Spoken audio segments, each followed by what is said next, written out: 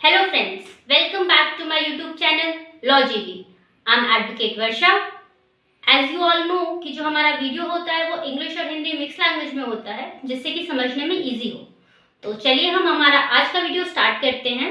जो आज का हमारा वीडियो है उसका टॉपिक है कॉन्स्टिट्यूशन ऑफ इंडिया 1949 में जो पार्ट्स दिए गए हैं उसके हम फर्स्ट पार्ट आज पढ़ेंगे। जो हमारा फर्स्ट पार्ट है उसका हेडिंग है the union and it's territories. इसके अंदर हमारे पास 5 आर्टिकल्स हैं, article 1, article 2, article 2A, article 3 and article 4।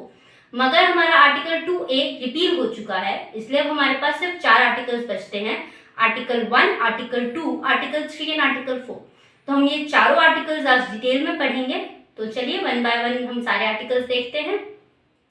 जो हमारा आर्टिकल 1 है उसका हेडिंग है name and territory of the union. इसके अंदर जो हमारा यूनियन है उसके नेम्स और उसके टेरिटरी के उसका नेम और टेरिटरी के बारे में बताया गया है। इसके अंदर 3 क्लॉजेस दिए गए हैं आर्टिकल 1 में। हमारे आर्टिकल 1 का जो क्लॉज 1 है वो बताता है India that is Bharat shall be a union of states. अब इंडिया दैट इज भारत ये 2 नेम्स क्यों दिए गए हैं हमारे यूनियन को? उसका रीजन है कि जो हमारे कॉन्स्टिट्यूएंट असेंबली के मेंबर्स थे उनके बीच में डिफरेंस ऑफ ओपिनियन हो गया था। कुछ लोग चाहते थे कि हमारे यूनियन को एक मॉडर्न नेम मिले जैसे कि इंडिया, एंड कुछ लोग चाहते थे कि हमारे यूनियन को एक ट्रेडिशनल नेम मिले जैसे कि भारत।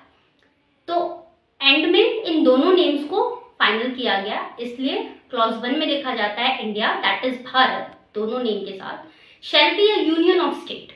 अब इसे यूनियन ऑफ स्टेट क्यों कहा जाता है, फेडरल ऑफ स्टेट्स क्यों नहीं कहा जाता? क्योंकि हमारा कॉन्स्टिट्यूशन तो एक फेडरल कॉन्स्टिट्यूशन है। उसका रीजन है कि जो हमारे स्टेट्स हैं वो किसी एग्रीमेंट के साथ हमारे यूनियन में नहीं जुड़े हैं, एंड सेकंड किसी भी स्टेट के पास ये पावर नहीं है कि वो हमारे यूनियन से अलग हो सके, इसलिए इसे यूनियन ऑफ स्टेट्स कहा गया है। उसके बाद हमारा क्लॉज 2 आता है आर्टिकल 1 का।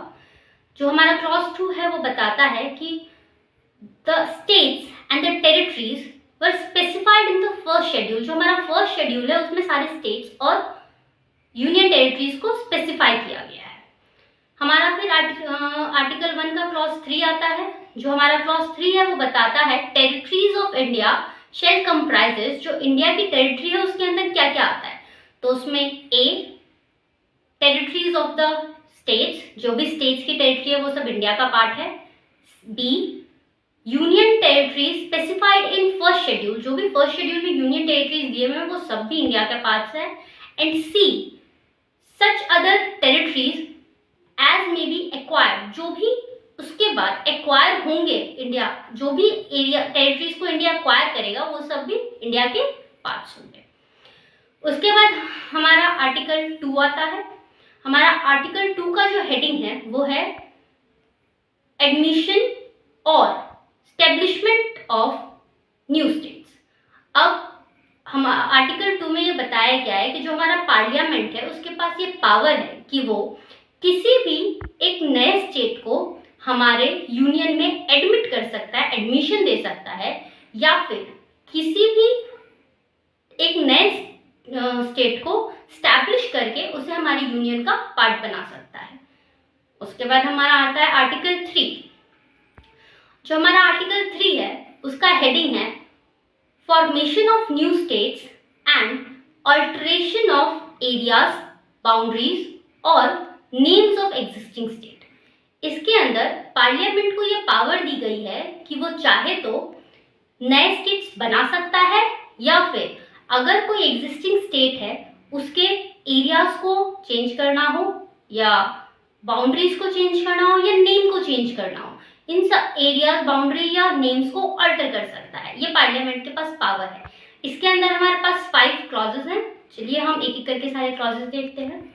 जो हमारा क्लॉज ए है वो कहता है कि new state can be formed, formation of new states by, या तो हम जो हमारे पास स्टेट्स हैं उनके टेरिटरी को सेपरेट करके एक स्टेट नया स्टेट बना सकते हैं, या फिर एक या दो या दो से ज्यादा स्टेट्स को जोड़ करके एक नया स्टेट बना सकते हैं, या कुछ पार्ट्स को जोड़ करके एक नया स्टेट बना सकते हैं, या फिर एक नए टेरिटरी को दूसरे स्टेट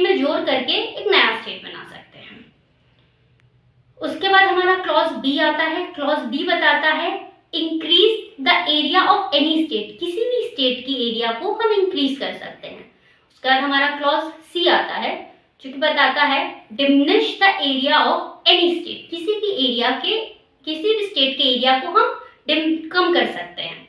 उसके बाद हमारा क्लॉज डी आता है जो कहता है alter the boundaries of any state, किसी भी स्टेट की बाउंड्रीज को हम आगे पीछे कुछ कर सकते हैं बिना एरिया कम किए हुए। उसके बाद हमारा क्लॉज ई आता है जो कि कहता है alter the name of any state, किसी भी स्टेट का हम नाम चेंज कर सकते हैं। उसके बाद आर्टिकल 3 में हमें प्रोवाइजो दिया गया है।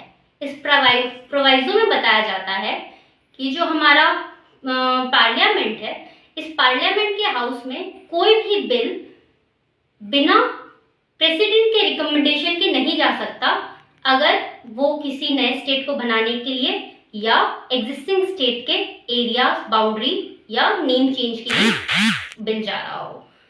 अगर इन चीज़ों से रिलेटेड कोई बिल पार्लियामेंट में जाना हो तो वो बिना प्रेसिडेंट के रिकमेंडेशन के नहीं जाएगा। और प्रेसिडेंट पे रिकमेंडेशन करने से पहले अगर जिस भी स्टेट के एरिया, बाउंड्री या नेम चेंज की बात हो रही हो या कोई नया स्टेट अगर बन रहा हो, तो अगर किसी स्टेट की टेरिटरी लेके बन रही हो तो स्टेट की लेजिस्लेचर को एक प्रपोजल भेजा जाएगा और उस प्रपोजल पे उनका आइडिया, ओपिनियन माना जाएगा। भले ही वो ओपिनियन जो है, व्यू पॉइंट जो है वो प्रेसिडेंट पे बाइंडिंग ना हो, मगर प्रेसिडेंट एक स्पेसिफिक टाइम के फ्रेम में वो एक प्रपोजल उनको भेजेगा और उसके बाद प्रेसिडेंट उस बिल को पार्लियामेंट में भेजेंगे। इसके बाद आर्टिकल 3 में हमारे पास दो एक्सप्लेनेशन आते हैं। जो हमारा एक्सप्लेनेशन 1 है वो बताता है कि जो हमारा आर्टिकल 3 के क्लॉजेस ए टू ई में जब हम स्टेट की बात करते हैं तो स्टेट में यूनियन टेरिटरी भी इंक्लूडेड है, मगर वहीं जब हम प्रोविजन की बात करते हैं, प्रोवाइजो की बात करते हैं और जब प्रोवाइजो में स्टेट की बात कर रहे हैं हम, तो उसमें यूनियन टेरिटरी इंक्लूडेड नहीं है, क्योंकि यूनियन टेरिटरी का अगर हम कुछ चेंज कर रहे हैं तो उसके पास कोई उसके लिए हमें किसी लेजिस्लेचर की जरूरत नहीं है। उसके बाद हमारा एक्सप्लेनेशन 2 आता है जिसमें बताया गया है कि जो पावर आर्टिकल 3 क्लॉज ए में पार्लियामेंट को दी गई है उस पावर में स्टेट के साथ साथ यूनियन टेरिटरी भी इंक्लूड। और अब हमारा लास्ट आर्टिकल 4 जिसका हेडिंग है law made under article 2 and 3 to provide for the amendment of first and fourth schedule and supplemental, incidental and consequential matters। इसमें हमारे दो क्लॉजेज हैं। जो हमारा फर्स्ट क्लॉज है वो कहता है कि law made under article 2 which is admission और establishment of new states, and जो हमारा आर्टिकल 3 है which is formation of new states and alteration of areas, boundaries और नेम्स ऑफ एग्जिस्टिंग स्टेट में जब लॉ बनेगा तो वो अमेंडमेंट करेगा। उसकी वजह से जो अमेंडमेंट होगा फर्स्ट एंड फोर्थ शेड्यूल में।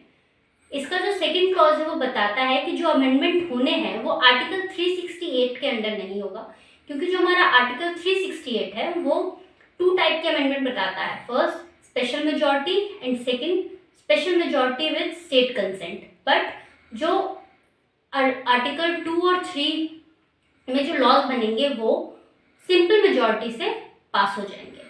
आज की वीडियो में बस इतना ही। इसके आगे हम नेक्स्ट वीडियो में देखते हैं। अगर हमारा वीडियो अच्छा लगे तो please like, subscribe, share and bell icon दबाना ना भूलें। Thank you.